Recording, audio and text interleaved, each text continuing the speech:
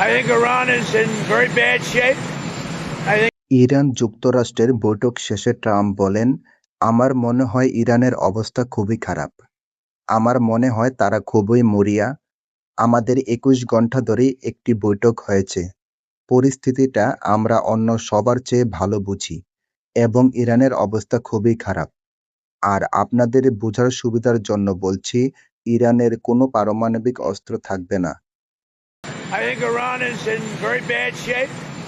I think they're very desperate. We had a meeting that lasted 21 hours. We understand the situation better than anybody, and Iran's in very bad shape. And just so you understand, Iran will not have a nuclear weapon. Will not have. There is no way that they're going to get. They still want it, and they made that clear the other night. Iran will not have a nuclear weapon.